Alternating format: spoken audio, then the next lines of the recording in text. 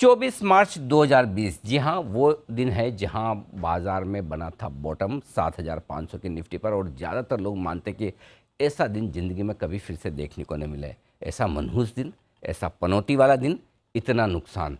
लेकिन वहीं पॉजिटिव और अच्छी थिंकिंग रखने वाले लोग मानते हैं कि अगर उस दिन पैसा लगाया होता तो क्या। जी हाँ, और इसीलिए हमने ये सोचा कि बाजार जब कभी भी आपको भविष्य में उस तरह की या वैसी कोई ऐसी गिरावट बनाने का मौका दे, तो आप डरे, घबराएं, परेशान और निराश हों, उसके बजाय उसमें किस तरह से मौके ढूंढ सकते हैं। और इसीलिए हम मनाने जा रहे हैं 24 मार्च को वेल्थ क्रिएशन डे। और आज से हम मनाने जा रहे हैं वेल्थ क्रिएशन वीक, जहां पूरे हफ्ते बाजार के जाने माने दिग्गजों से आपको मिलेंगे उनके अनुभव से वेल्थ बनाने के फॉर्मूले। और इस कड़ी में आज हम मुलाकात करने जा रहे हैं देश और दुनिया के जाने माने वेल्थ क्रिएटर, हिंदुस्तान के बाजारों के चहेते, हेलियस कैपिटल मैनेजमेंट के फाउंडर और fund manager Sameer Arora sir से।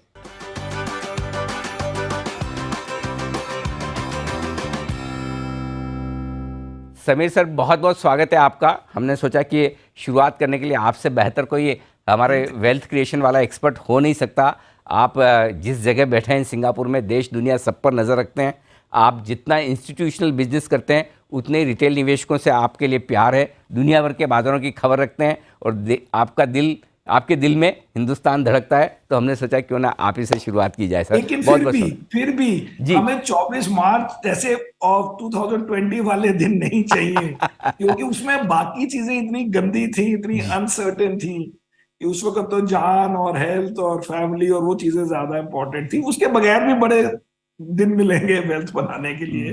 बिल्कुल, आई एम तो श्योर। वही आपसे हमें अगले आधे घंटे में बहुत कुछ सीखना समझना है। लेकिन मैं थोड़ा सा आपको फ्लैशबैक में ले जाना चाहता हूँ सर। मैं आपको पहचानता हूँ 1997 से। मेरी पहली मुलाकात आपसे 1997 में हुई थी, जब आप अलायंस म्यूचुअल फंड में फंड मैनेजर हुआ करते थे। इक्विटी इन्वेस्टमेंट्स आप सारा देखते थे। और उस समय म्यूचुअल फंड इंडस्ट्री बड़ी छोटी सी थी, लोग ज़्यादा जानते समझते नहीं थे और हार्डली मेरे ख्याल से छोटा सा एयूएम आप मैनेज करते थे। लेकिन वहाँ से लेकर अब तक की जो यात्रा रही है, इसमें क्या कुछ आपने खास सीखा है, ऐसे अनुभव जो आप हमारे दर्शकों के साथ शेयर कर सकते हैं कि हाँ, वहाँ से लेकर अब तक की यात्रा में ये कुछ बड़ी बातें हुई है। अच्छा, अगर ऐसे सोचे तो सबसे बड़ी बात ये हुई कि ओवर द इयर्स, जो मैं 90s में भी थोड़ा थोड़ा समझ गया था लेकिन टाइम के साथ होता है, कि 50% 60% जॉब इन्वेस्टर का है खाली number one, to believe in equities. मतलब कहने का है कि अगर आपको डेटा चाहिए तो आपको गूगल में मिल जाएगा, नहीं तो लोग बताएंगे। फॉर एग्जाम्पल, आप कोई भी पीरियड 10-10 साल का हर कंट्री का देखें तो आपको पता लगेगा कि नियरली एवरी डेकेड में इक्विटी डिड बेटर देन और जो चॉइसेस थी, वेदर फिक्स्ड इनकम की चॉइस, गवर्नमेंट बॉन्ड्स की चॉइस, प्रॉपर्टी, गोल्ड वगैरह। तो अगर आप ये अब्सॉर्ब कर ले कि ओवर टाइम लॉन्ग टर्म में, जो लॉन्ग टर्म कभी कभी थोड़ा लॉन्गर भी हो जाता है, अगर बिल्कुल ही गलत स्टार्टिंग पॉइंट हो जाए, मतलब 10 साल का, कभी 15 साल हो जाएगा, लेकिन अगर आप 8-10 साल का पीरियड में, नियरली एवरी पीरियड में इक्विटी डज बेटर। उसका, इसको समझने का मतलब यह है कि अगर मार्केट डाउन हो, मार्केट गिर गई है, तो आप नए पैसे मत डालिए। नर्वस हो गए हैं आप, फंड मैनेजर चेंज कीजिए, आप स्टॉक चेंज कीजिए, आप सेक्टर चेंज कीजिए, लेकिन मार्केट से भागने का काम नहीं है। उससे ही आपके काफी पैसे बच जाते हैं। और अगर आप बिग पिक्चर में देखें कि हर बारी मार्केट एंड में बढ़ जाती है, जिसका डेटा तो ब्लैक एंड व्हाइट में है, तो उस समय सोचिए कि अगर मार्केट 20-30% गिर गई है, तो उसमें एवरेज करने से, अगर उसके बगैर एवरेज करने से ही मार्केट वापस आनी है, तो एवरेज करने से, चाहे 5% हो, 10% हो, या एसआईपी को मेंटेन करना, उससे रिकवरी बड़ी फास्ट होती है अपने पैसों की। लेकिन पहला 50% काम यह है कि इक्विटी में बिलीव करना बड़ा जरूरी है। और वो इटसेल्फ, उसमें भी टाइम लगता है लोगों को अपने आप देखने में। कई लोग किताबें पढ़ने को तैयार नहीं है, इन द सेंस कि वो पुरानी बातों को नहीं मानते, लेकिन as you live through it आपको लगेगा कि ये सबसे best simple formula number one है, to believe in equities. Hmm. उसके बाद हमने कई चीजों से बनाए पैसे, मैं आपको करके, डिपेंडिंग ऑन ठीक योर बात, क्वेश्चन, मैं बताता हूँ। बिल्कुल ठीक बात है सर। तो सबसे बड़ी चीज़ ये कि आपको बाज़ार मौके देता है, लगातार देता है, और उन मौक़ों का आपको फ़ायदा उठाना चाहिए। और उठाने का एक ही तरीका है, भरोसा रखें, बाज़ार में बने करेक्ट। रहें। लेकिन एक जो बड़ी बाज़ार में चर्चा होती है और वेल्थ क्रिएशन में जिसकी बड़ी अहमियत भी है सर, बाजार में टाइम कितना देना है, समय कितना देना है और टाइमिंग कितनी करनी है, क्योंकि लोग टाइमिंग पर ज़्यादा फोकस करते हैं, टाइम पर कम। इस बारे में नहीं, आपका क्या कहना है? उसमें क्या है कि टाइमिंग एक्चुअली अच्छी होती है, लेकिन वो करनी बड़ी मुश्किल है। ये नहीं कोई कह रहा कि टाइमिंग से आपका नुकसान हो जाएगा, लेकिन वो टाइमिंग हो ही नहीं पाती, क्योंकि इतने लोग, इतने डिसीजंस हो रहे हैं कि वो हो ही नहीं पाती। तो पहले टाइम का एक मिनट सॉल्व करें। तो आप वर्स्ट टाइम पॉसिबल अगर देखें मार्केट में किसी के आने का, जैसे आप कहें जी सितंबर 11 हो गया, तो आप उससे 2 दिन पहले आए थे और आपको तो नहीं पता था कि ऐसी वर्ल्ड वाइड इशू हो जाएगी। या आप कहें कि वर्ल्ड वॉर टू में 1939 में भी वॉर शुरू नहीं और आपने जापान में स्टॉक्स ले लिए, या 1929 में अभी यूएस का रिसेशन नहीं हुआ और आपने उससे पहले शेयर लिए, या इंडिया में 2007 दिसंबर में जब बहुत बुल रन चल रहा था और अगले साल बहुत ही गंदा निकला, आपने दिसंबर 31 2000 को पहली बार शेयर लिए। फिर भी आप देखेंगे कि 5-6 सालों में वो रिकवर हो जाते हैं। और अगर कईयों में ज्यादा लगा है, जैसे यूएस में तो 15-16 साल लगे, क्योंकि बहुत ही ज्यादा मार्केट गिरी। बट अगर उस पीरियड में आपने कुछ भी एवरेज किया तो ऑब्वियसली उसकी रिकवरी फास्टर हुई, क्योंकि पहले ही पैसे पूरे आ गए। तो इसलिए इस चीज को देख के लोग कहते हैं कि time in the market is important, कि अगर आप गलत टाइम पे भी आ गए, पहली बात तो कोई भी सारे पैसे बिल्कुल टॉप पे नहीं डालता या एक दिन पहले इवेंट की, उसके पहले भी कंटिन्यूअसली डाले होते हो अगर, तो जरूरी नहीं है कि आप दिसंबर 31 2007 को पहली बार आए और अपने सारे डाल दिए। But anyway, so that is one. Second is timing. Timing का यह है कि टाइमिंग अगर आप एक्चुअल देखें तो टाइमिंग के रिटर्न अच्छे होते हैं, लेकिन टाइमिंग में and result, net result zero इसलिए हो जाता है क्योंकि टाइमिंग करने का कोई स्ट्रेट फॉर्मूला किसी को मिला नहीं है। इसलिए नॉर्मल चीज है कि आप टाइमिंग को छोड़ें और टाइम की तरफ ध्यान दें। लेकिन अगर आपको बड़ा शौक है, मेरे को भी बड़ा शौक है न्यूज से करने का, तो 5-7% करिए, उसमें कोई किसी को ये नहीं है कि नहीं जी अब आपने एक ही चीज करनी है लाइफ लॉन्ग, तो शुरू बोरिंग भी हो जाती है। बट जनरली टाइमिंग का कोई आंसर नहीं है किसी ने बहुत सक्सेस अचीव की हो। लेकिन थ्योरी में अगर आप बैक टेस्ट करें और पुरानी चीजें देखें तो आप कहेंगे हाँ, अगर मैं दिसंबर 31 2008 को आ जाता या मार्च में आ जाता, या जैसे अभी हम कहे कि मार्च 24 अगर 2020 को हम सारे डाल देते। बट उसकी कोई लॉजिक खास नहीं है कि उस वक्त कैसे आप इतना कॉन्फिडेंस होता आपके पास। सही बात है सर। सो ये यही मुश्किल है कि जब वो मोमेंट होता है, जब सब पैसा डालने का समय आता है, कि पीछे मुड़ के देखते तो बड़ा समझ में आता है कि ये कर देते तो ठीक होता, लेकिन उस वक्त जो बड़ा डर है, सो उस डर से कैसे निकले, चाहे एक साथ ना भी कर पाएं, लेकिन करेक्ट। टुकड़ों टुकड़ों में कब और कैसे किया जाए, इसका कॉन्फिडेंस और गाइडेंस दें। इसका ही मैं कहना चाहता था कि जी। सबसे पहले अगर आप ये एक्सेप्ट कर लें कि हिस्ट्री में 100 साल की हिस्ट्री है, कई स्टॉक मार्केट्स की 100 साल की हिस्ट्री है, इंडिया की 30-35-40 साल का डेटा मिल जाएगा। आप अपनी तरफ से जो वर्स्ट पॉसिबल डेज है अज्यूम करो कि उस दिन मैंने डाले होते तो मेरा क्या होता, तो आप देखेंगे कि ओवर टाइम वो भी ठीक निकला। तो इसलिए पहली बात है कि गंदे टाइम में डाले ना डाले डिपेंड्स कि आपने पहले कितने डाले हुए हैं। जैसे अगर आप वैसे ही हर महीने डालते हैं या आप मोर इक्विटी बायस्ड है और आप 80 इन्वेस्टेड है और अब कोविड हो जाए, तो मुझे नहीं लगता कि लास्ट 10% डालने का इतना जरूरी है, क्योंकि there is always a probability कि वो कोविड में प्रॉब्लम्स और बढ़ जाती, इंडिया को वैक्सीन नहीं बनती, इंडिया में वैक्सीन नहीं आती, कुछ भी चीजें हो सकती हैं। लेकिन पहले आप ये समझें कि आसानी से छोड़ना नहीं है मार्केट को, सबसे इम्पोर्टेंट फर्स्ट पॉइंट वो है। एंड सेकंड है कि easier for most of the investors is कि आप रेगुलर इन्वेस्टिंग करें, क्योंकि आपकी इनकम भी रेगुलर उसमें आ रही है, आपकी इनकम भी ऐसे नहीं आ रही कि बर्स्ट में आ रही है। तो जैसे आ रही है उसी हिसाब से मार्केट में डालें। And best is to see old data, किसी भी पीरियड का, किसी भी कंट्री का, हर टाइम में आपको लगेगा कि यस इक्विटी में बेटर हुआ देन आप उस पैसे से और जो भी कर सकते थे। लेकिन जो एंड में पैसे अगर आप जो जैसे SIP है उसको थोड़ा एक्सेलरेट कर दे, अगर आप 10,000 महीने का डाल रहे हैं 15,000 डाल दें, ऐसे करें जिससे रात की नींद अच्छी आए हर वक्त। रात की न्यूज पढ़ के सुबह की टेंशन नहीं होनी चाहिए। ठीक बात है सर। वो तो जब तक डाउ है और SGX निफ्टी है जो आपके सिंगापुर से होता है, तब तक आदमी चैन की नींद तो नहीं सो सकता। पॉजिटिव है, अपने फेवर में है तो तकलीफ, खुशी के मारे नींद ना आए, नेगेटिव है फिर तो आपको पता ही हाल क्या होता बट है। ये that's what I am saying, इसको जो इन्वेस्टर है उसको हल्के हल्के पास करना होता है। बिल्कुल ठीक बात। मैं अच्छा तो अब आराम से सो पाता हूँ। अच्छा सर, ये कभी कभी तो आपके मन में ऐसा आता ही होगा, आया ही होगा कई बार, कि अब ये टाइम है जब मैं अपना सब कुछ घर बार बेच के, पड़ोसी से उधार लेके, उनका भी अपना भी सबका पैसा इक्विटी मार्केट में डाल दूं, मुंह में पानी आने जैसे लेवल है, राइट? वो माहौल कैसा और कब होता है जब आपको लगता है कि सब कुछ पैसा इक्विटी में डालना चाहिए? वो मुझे लगता है कि बॉटम होने के 5-10% बाद होता है। पहले तो ये ईगो छोड़ दे कि मुझे बॉटम चाहिए। हाँ।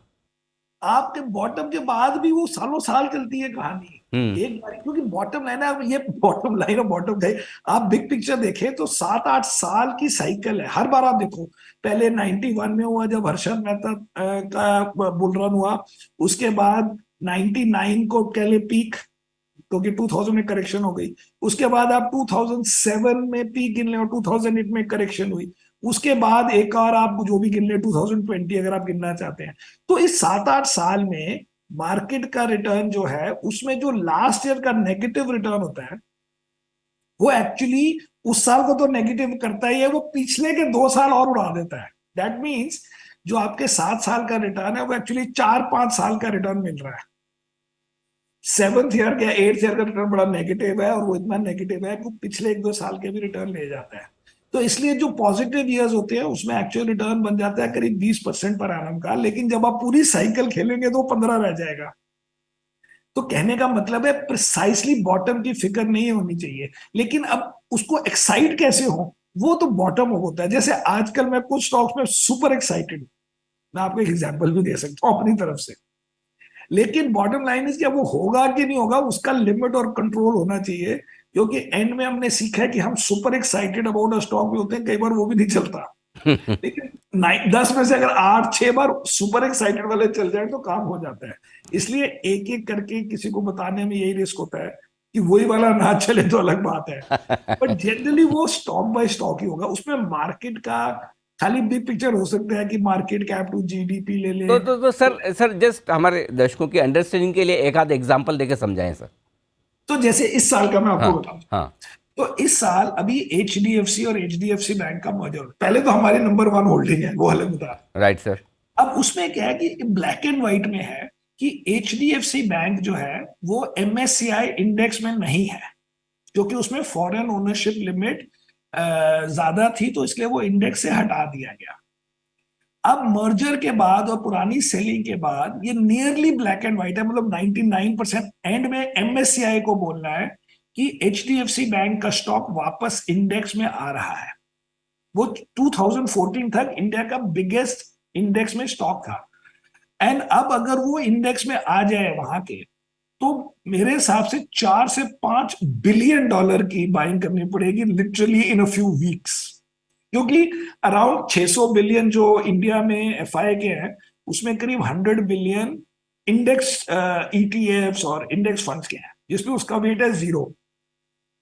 अब उसका इंडेक्स वेट अगर बना दिया जाए, जो पहले होता था 6-7%, उसमें अब नई कंपनियां भी आ गई हैं तो इसका वेट थोड़ा कम हो गया, तो सपोज 5% आप वेट लो, ओवर एनालिसिस ना करो, इन थियरी 5 बिलियन आते हैं। अब ये मैं इसमें बड़ा बिलीव करता हूँ, लेकिन ये जब तक एमएससीआई बोलेगा नहीं, जब तक वो कंफर्म नहीं करेगा हमारी थियरी को, हमारे हिसाब से उसके सारे इंडेक्स में इंक्लूड होने के पैरामीटर्स आ गए हैं। तो ऐसे अलग अलग स्टॉक की अलग अलग स्टोरी होती है, किसी की होगी कि वैल्यूएशन बड़ी कम है, किसी की कुछ और होगी, किसी की कुछ होगी, बट इस स्टॉक में इस समय ये टेक्निकल पॉइंट है जो मुझे बड़ा straight forward black and white लगता है।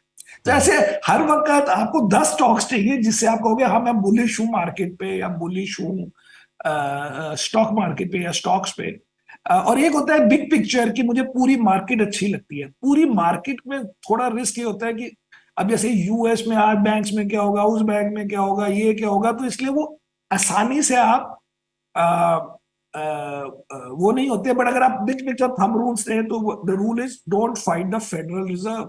जब फेडरल रिजर्व इंटरेस्ट रेट्स काटेगा, तब आपको पता है कि मार्केट ने अच्छा करना है, एंड वो उससे 4-5-6 महीने पहले प्लस माइनस मार्केट उसको एंटिसिपेट करना शुरू कर देती है। तो वो वर्ल्ड वाइड फिनोमेना है कि जब इंटरेस्ट रेट्स कट होंगे, market will do better than it's normal curve, इसलिए एनुअलाइज रिटर्न जो बनता है 14% के करीब। एब्सोल्युटली, बिल्कुल ठीक बात है सर। तो ये बहुत इंटरेस्टिंग आपने इंसाइट दी, लेकिन अब जो आमतौर पर दर्शक जानना समझना चाहते हैं, लोग इन्वेस्टमेंट सब तरह करते हैं। कोई फिक्स इनकम में, किसी का इन्वेस्टमेंट गोल्ड सिल्वर में होता है, कोई रियल एस्टेट खरीदता है, इक्विटी, और आजकल नया क्रिप्टो भी उसमें शामिल हो चुका है जिनमें लोग निवेश करते हैं। तो सबसे पहले चीज़ तो एक है, हाईएस्ट रिटर्न और वेल्थ लंबे समय में कमाने के लिए आज से आपके हिसाब से सबसे बेस्ट क्या है? सो बिग पिक्चर में एसेट कैटेगरी में तो वो तो मतलब मैं ऐसे बोलने से नहीं होता, वो तो 100 साल का डेटा है। और मैंने भी कई वेबिनार में प्रेजेंट किया, थर्ड पार्टी डेटा है, वो आप कहीं भी देख सकते हैं। वो ब्लैक एंड व्हाइट में है कि इक्विटी डज बेटर, इसमें कोई ओवर कंफ्यूजन नहीं है। लेकिन प्रॉब्लम ये होती है क्योंकि इक्विटी मार्केट इवनली नहीं रिटर्न देती। जैसे इक्विटी मार्केट का रिटर्न लास्ट, अगर आप 15-16 साल ले, मतलब हमारा फंड 18 साल, तो 18 साल ले, या आप 24-25 साल, जो कि मेरे करियर का इन्वेस्टिंग का वो है एज अ फंड मैनेजर 26 साल, या आप ले करीब 10 साल, सब में आपको लगेगा कि इंडेक्स का रिटर्न करीब 14% पर एनम है, प्लस माइनस। ओके, लेकिन प्रॉब्लम यह है कि किसी एक पीरियड में भी वो रिटर्न 10% से या 12% से 16% नहीं होगा। या तो -5 है, या +30 है, या -10 है, या +20 है, और घूम फिर के वो 14-15% या 14-15% के एवरेज बन जाता है लॉन्ग टर्म में, जिसको आप कई तरीकों से जस्टिफाई कर सकते हैं। इसीलिए लोग इक्विटी में नहीं करते, क्योंकि उनको इवनली नहीं मिलता। और अगर इवनली मिलने लग जाए तो आप कुछ और करेंगे ही नहीं। ये आपको ट्रेड ऑफ करना है। उसी के लिए आपको थोड़ा कैश रखते हैं लोग, थोड़ा गोल्ड रखते हैं, कि कहीं वो 14% कमाने के चक्कर में बीच में एक बारी -30% होगा। इसलिए मैं कह रहा हूं सबसे पहले उस बात को समझें कि जब -30 होगा, that is not the end game. End game is कि आपके घूम फिर के 14-15% बनने हैं। और उसका मैं अलग से आपको समझा सकता हूँ कि क्यों 14-15% फेयर है। एक तो अगर आप देखें इंडियन जीडीपी को नॉमिनल टर्म्स में, रुपी टर्म में, तो डॉलर टर्म्स में या कांस्टेंट करेंसी में वो 7-8% हमारी जीडीपी बढ़ती है। तो उसमें आप 5-4-5% इन्फ्लेशन के जोड़ दें, वो 12-13% जीडीपी इटसेल्फ ग्रोथ। अगर आप कॉर्पोरेट अर्निंग्स ग्रोथ देखें, तो अगर आप वो तीन बिग पिक्चर में देखें, टेक्नोलॉजी स्टॉक्स मोटा माटी 10 से 15 या 16-18% तक जाते हैं अच्छे टाइम में, फिर गंदे टाइम में 10%। या फाइनेंशियल सेक्टर देखें या कंज्यूमर सेक्टर देखें, ब्रॉडली सब इसी रेंज में ग्रो करते हैं, तो वो भी जीडीपी से भी रिलेटेड है, और वैसे भी that is the rate that they been growing at. और तीसरा होता है इक्विटी रिस्क प्रीमियम। उसमें ये भी वर्ल्ड वाइड नंबर्स हैं, आप गूगल में सर्च कर सकते हैं कि नियरली हर मार्केट का इक्विटी रिस्क प्रीमियम, मतलब कि इक्विटी मार्केट क्या रिटर्न देती है और डेट मार्केट क्या देती है, डेट मींस गवर्नमेंट बॉन्ड, वो डिफरेंस होता है करीब 5-6% पर एनम, जिसको बोलते हैं इक्विटी रिस्क प्रीमियम। कि इक्विटी में डालने से 5% एक्स्ट्रा मिलेंगे, लेकिन उसके बदले आपको रिटर्न मिलेंगे वॉलेटाइल। कभी वो -10 होगा, कभी +20 होगा। उस चीज को हैंडल करने का सारा गेम है। इसलिए ये गेम आधा बिहेवियरल होता है और आधा फंडामेंटल। बिहेवियरल चीज़ों पे जो आपने फोकस किया है, लोगों की सोच पर, समझ पर, विचार पर, और जो जिस तरह से वो इन्वेस्ट करते हैं। सर, 2020 के इस कोविड वाले पीरियड के बाद नए निवेशकों की संख्या हिंदुस्तान में बड़ी तेज़ी से बढ़ी है ना? पिछले 3 साल में लगभग 3 गुना हो गए हैं। और स्पेशली 20 से 30 साल की उम्र के जो हमारे नए निवेशक हैं, उनके लिए ये सवाल है। पहली चीज़ जो उनकी आदत है वह कि एक, हर रोज़ कमाई होगी स्टॉक मार्केट से, हर हफ्ते होगी, हर महीने और हर साल होगी। और दूसरा ये कि जल्दी से ट्रेड करके भी बड़ा पैसा बनाया जा सकता है, क्योंकि जाहिर सी बात है इस उम्र में कैपिटल ज़्यादा नहीं होती, तो सोचते हैं कि कैपिटल बना लें, निवेश बाद में कर लेंगे। इन दोनों चीज़ों पर क्या कहना है आपका? जिंदगी में नहीं बनेंगे जी, उनके सब डिसअपॉइंटेड होंगे, सॉरी टू से। तो पहली बात यह है कि इक्विटी मार्केट में जब आप शेयर खरीदते हैं, तो पूरी मार्केट, क्योंकि कॉर्पोरेट अर्निंग की ग्रोथ हो रही है, या इंडिया की ग्रोथ हो रही है, या वर्ल्ड की ग्रोथ हो रही है, तो सारी मार्केट इटसेल्फ 13-14% बढ़ जाती है। तो जिसने खरीदे उसके 13% बन गए, और जिसने बेच दिया आपको वो शेयर, उसने वो मिस कर दिया, लेकिन उसका नुकसान नहीं हुआ, उसका अपॉर्चुनिटी लॉस हो गया, right. So end of the day पूरी मार्केट या पूरे स्टॉक्स को ही 12-14% से आपने हायर प्राइस कर दिया। जैसे वो चीज 100 रुपए की थी, अब वो 1,114 रुपए की हो गई, क्योंकि 14% अर्निंग ग्रोथ हो गई। अब आप आ जाइए फ्यूचर्स एंड ऑप्शंस में। उसमें क्या है कि दो आदमी बेट लगा रहे हैं।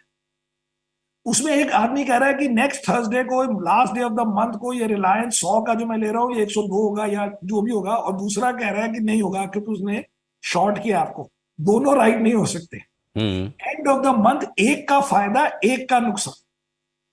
इसलिए कलेक्टिवली तो वो पैसे बना ही नहीं सकते, क्योंकि उसमें आप मार्केट इटसेल्फ बढ़ने का, क्योंकि इकोनॉमी बढ़ रही है, कॉर्पोरेट अर्निंग्स बढ़ रही है, ग्रोथ हो रही है, वो तो ले ही नहीं रहे।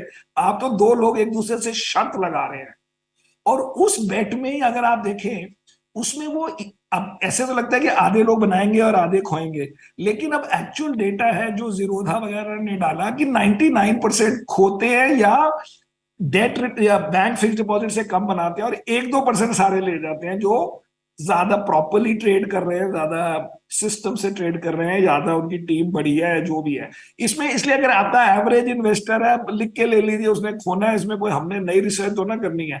और वो 10-10 रुपए लेके जीरोधा 2,000 करोड़ साल के बना रहा है, वो कहां से आएंगे?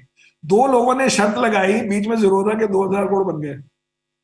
तो फर्स्ट ऑफ ऑल तो वो 2,000 करोड़ का लॉस इन सब का ही मिलके हुआ, और साथ में काफी ज्यादा का लॉस हुआ, और बड़े कम लोगों का फायदा हम्म। हुआ। बट एंड में वो जीरो सम गेम है, ये समझना बड़ा लॉजिक, ठीक मतलब बात है। सबसे पहले ये इंपॉर्टेंट चीज है कि अगर आप नेक्स्ट थर्सडे की बेट लगा रहे हैं, तो दो लोग कर रहे हैं, तो दोनों तो जीत ही नहीं सकते। करेक्ट। स्टॉक मार्केट में इफेक्टिवली आप कुछ मत कीजिए, सारे लोग बैठे रहे, अगर वो अर्निंग्स बढ़ गई, हम्म। तो इन थियोरी अगर मार्केट नहीं भी खुली तो आपकी 12-14% आपकी वैल्यू बढ़ गई, क्योंकि जो आपने चीजें कलेक्टिवली जो लोगों ने ली हुई हैं, उसने ज्यादा ग्रो किया, या कंट्री ने किया, या कंपनी ने किया, जी तो वो अलग चीज। सर, इन जनरल ये समझ में आता है कि इतनी लंबी यात्रा में आप जो 40 साल के आसपास आपका अनुभव हो चुका है स्टॉक मार्केट में, ये बताएं कि 40 में आप ऐसे 10-10 साल मत बढ़ाए मेरे। तो 30 सर हो साल गया। हो गया, 30 भी नहीं हुए, 40 तो मुझे लगता है मैं बहुत बुढ़ा हो गया, इतना नहीं है मेरा। सर जरूरी थोड़ी कि मतलब अनुभव के लिए इतना बूढ़ा होना जरूरी है। लेकिन हाँ, एक चीज़ बताएं सर कि क्या ऐसा समझ में आता है कि जनरली ये थीम्स ऐसी हैं जहाँ सेफली स्टॉक मार्केट में आप बेट करें लॉन्ग टर्म के लिए वेल्थ बनाना, जहाँ आसान काम है? तो कौन सी थीम्स आपका मतलब है? जी जी। तो उसके लिए जी मैं तो हर चीज का लॉजिक पहले लगाता हूँ। तो लॉजिक है कि आप फोर्ब्स बिलियनियर्स लिस्ट उठाएं, हाँ। वो हर महीने, हर साल, तो हर साल आती है, मतलब आजकल तो क्योंकि ऑनलाइन काम हो गया। उसमें आप लिखिए कि कौन कौन से सेक्टर से ये लोग अमीर आए हैं वर्ल्ड में। तो आप देखेंगे कि मोस्टली जो बिलियनर्स हैं सबसे ज्यादा होते हैं कंज्यूमर सेक्टर से, होंगे टेक सेक्टर से, और होंगे फाइनेंशियल सेक्टर से। That means long term wealth यही क्रिएट हुई है। अब आप अगर अपने आसपास देखेंगे, सबसे लॉजिकल भी यही लगता है कि इंडिया की डेमोग्राफिक्स अच्छी है, यंग है, हमें कैचअप ट्रेड करना है। कैचअप इन द सेंस कि वर्ल्ड में वो चीजें हो रही है, इंडिया में कम है, या इंडिया में लोग जैसे जैसे मिडिल क्लास की तरफ जा रहे हैं, या अर्बन जा रहे हैं रूरल से, तो यही चीजें उनको चाहिए होंगी, या उनकी एस्पिरेशन उसी डायरेक्शन में होगी। तो हम तो big picture long term trend में गिनते हैं कि कंज्यूमर, आईटी वगैरह, फार्मा भी ले लें उसमें, एंड फाइनेंशियल्स। अब लोगों को फाइनेंशियल में जैसे अभी डर लग रहा है क्योंकि यूएस में प्रॉब्लम हो गई, तो इंडिया में वो बड़ी बड़ी कंपनियों ने ये they pass through this phase and survive with dignity. और हमारा जैसे वहां पे खाली टॉप 10 या आई थिंक 15 कंपनीज पे ये बाजल नॉर्म्स लगाए जाते हैं बैंक्स में, हमारे यहाँ 100% ऑफ द बैंक्स में लगाए जाते हैं।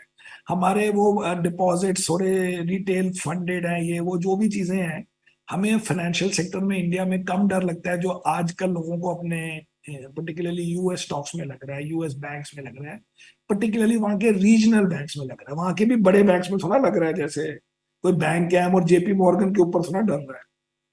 ठीक बात है। तो ये हैं 3 सेक्टर जो आम तौर पर वेल्थ क्रिएशन के लिए आपको फोकस करना चाहिए, और उनमें से कुछ बेहतरीन स्टॉक्स आपको लॉन्ग टर्म के लिए पसंद करके फिर करना चाहिए निवेश। समीर सर, बहुत बहुत धन्यवाद आपका समय देने के लिए, और आज आपके 30 साल के अनुभव का आपने पूरा का पूरा, हाँ 30, ठीक है सर, हाँ, ठीक, अब ठीक है। 40 तो बहुत ज्यादा हो रहा है। सर वो भी होगा, जल्दी होगा, और हम आपसे जल्दी मुलाकात 40 साल के अनुभवों पर भी करेंगे। लेकिन आज के लिए बहुत बहुत धन्यवाद, आपने हमारे दर्शकों को अपने वेल्थ क्रिएशन के अनुभव और गुरु मंत्र हमारे दर्शकों को दिए। Thank you so much sir. Thank you. तो ये थे समीर अरोड़ा साहब, जाने माने वेल्थ क्रिएटर, जिन्होंने बताया कि किस तरह से आप बाजार में लंबे समय तक टिके रहकर, भरोसा बनाए रखकर पैसा बना सकते हैं। फिर आप किसी भी टाइम पर एंटर क्यों ना करें, लेकिन अगर समय दे सकते हैं तो पैसा ज़रूर बनेगा। इस खास शो में इतना ही, मुझे दीजिए इजाज़त, नमस्कार।